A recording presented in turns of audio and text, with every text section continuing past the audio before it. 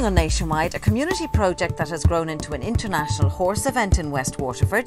A Wicklow community remembers its gun running past, and a Galway community celebrates a local writer of the past.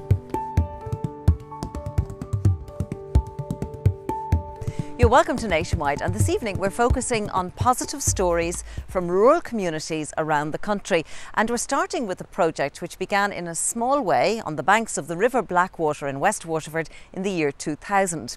The Camphire horse trials and country fair have, with the support of the local community, grown into an international event today. And Helen McInerney went along to find out about this wonderful community effort.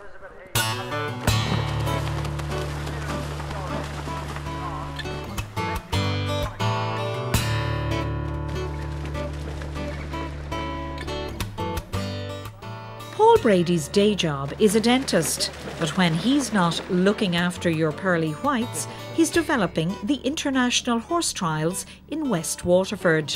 I'm a dentist, but my passion is horse sport, and I evented myself, did 3-day eventing, and I sort of gave up around 2002. The bones were getting a bit creaky, and so I got involved here with building the course and designing the course with my father, who was a builder. So it kind of, I was interested in the equestrian. He's got great skills with the building and design as well. So it all took off from there, really. And we knew Susan Dobbs, who had this venue before Henry, and that's how it started, really. The event is held at Camphire, owned by the late Susan Dobbs until her death in 2009. I own the house, and it was left to me by my great aunt 5 years ago, Susan Dobbs, and it was her who set up the Camphire horse trials about 16 years ago. So this is all really in her memory in a way, and it started as a very, very small event.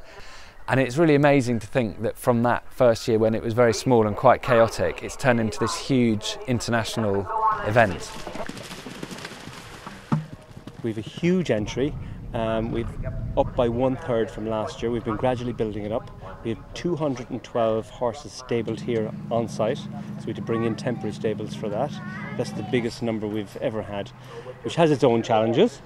It's a fantastic international field, and if you just look at the flags here, we've got 9 nations competing. So we have people from Qatar, Great Britain, Australia, New Zealand, from all over. So that was my vision for it, and that's where we are now.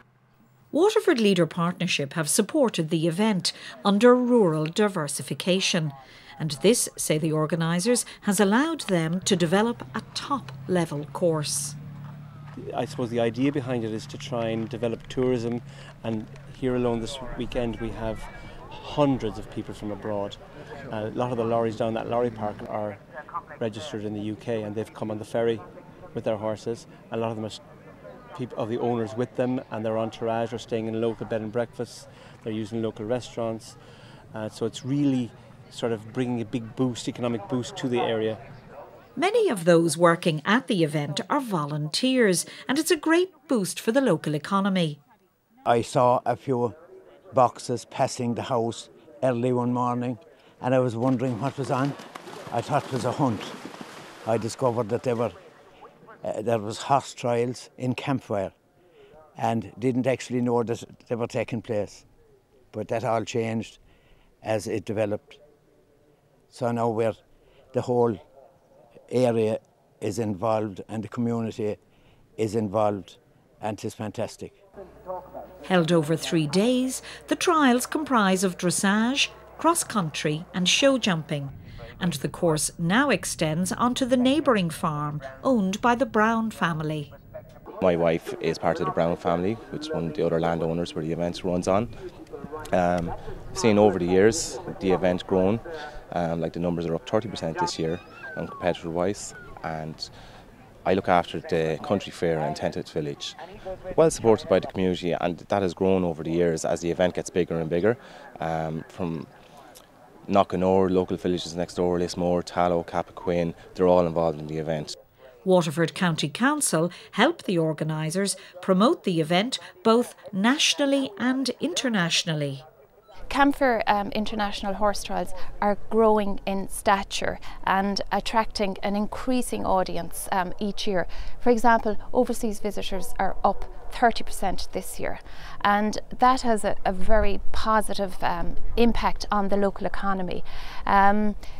You won't get a bed in Lismore or Cappoquin or indeed the wider West Waterford area tonight. And what's so unique about this event is that's the only 3-star cross-country competition in the southeast of Ireland. So it targets a different segment of visitors, and West Waterford is one of the most beautiful areas in Ireland. The river Blackwater, which flowing by here, is often referred to as the Irish Rhine because of the wonderful collection of houses and gardens that are situated on its bank. One of the world's top course designers designed the 3-star course. The sport has 4 levels basically, at international level: 1-star, 2-star, 3-star and 4-star. There are 6 4-stars around the world, you know, the Burleys, the Badmintons, the Kentuckys of this world. And then 3-stars the next level down, which is what's going on here. And it's for, you know, international riders, I mean very experienced riders. Some of them will be bringing their very experienced horses, a lot of them will be bringing horses that are coming up. You know, they're competing at international level, but not necessarily at 4-star level. And so it's great to see the number of really good quality horses and competitors that are here. You know, you can spot the stars. You look around and, you know, there's probably a dozen, 12, maybe between a dozen and 20 horses you think, oh yeah, you know, these could be world-class horses. We've got a party of 12 under 18s. It's part of our development programme. It's their first international trip away, and they're having a most wonderful time. Very, very excited. Wonderful place, great organisers, and their children are doing good. I am based in Australia, but I'm temporarily based over in the UK this summer, the Northern Hemisphere summer. I came last year with 3 horses over from the UK to here, and this year I've only come back with 1 because I only have 1 in the UK at the moment, but I brought a friend and she's competing as well, and I made my family come over as well because I think it's such a beautiful part of the world. It's such a fun event, it's really friendly, really well run, great course, great track. Why wouldn't you be here? By night really I work as a vet. I work in Vaughan's Veterinary Hospital in Gorey. I have a very understanding boss and work colleagues, and during the day I have a yard full of event horses that I train in school and do as best I can with. It's an expensive business. Eventing is very, very expensive, yeah. The day job really keeps the horses on the road, you know, and keeps them in oats. This week I have a young horse here, he's a 6-year-old. I've taken him here for experience, you know, at 6 they wouldn't always have experience at this level. You know, we all help each other and we all muck in together, and it's lovely. You know, at the end of the day we all try and, you know, aim for Irish teams and whatever, so we need to muck in together and we need to support each other. Many of the riders compete on horses owned by other people. Joseph Murphy is riding and training this horse, West Wind's Hercules. He's 9-year-old now, and we've owned him for 2 years. And of course you're steeped in horses, your partner owns race horses. That's right, yes.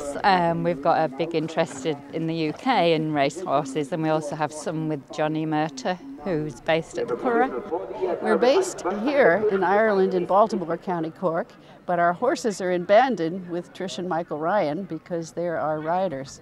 Our best horse, or our most successful horse, that went to the Olympics, I think cost around $50,000. We've been very lucky with much less expensive horses and very unlucky with more expensive. The show runs smoothly because of the large numbers of volunteers giving their support. Young people from the locality were patrolling the grounds, encouraging people to place their litter in the correct bins.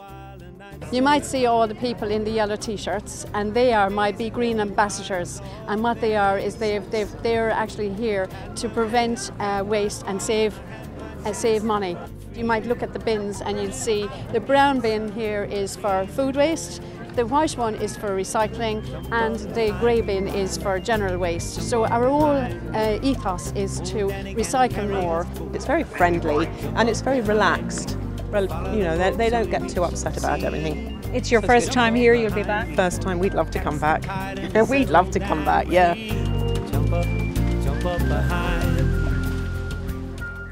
Isn't that a magnificent setting, befitting an international event? And if you'd like to find out more about it, or maybe you'd like to go along next year, you'll get all the information you need on the website address that's on your screens now. We're going to take a break, and when we come back, the people of Wicklow celebrate a gun running event of 100 years ago, and in a Galway village they're celebrating their famous writer MJ Malloy. We'll talk to you again in a couple of minutes.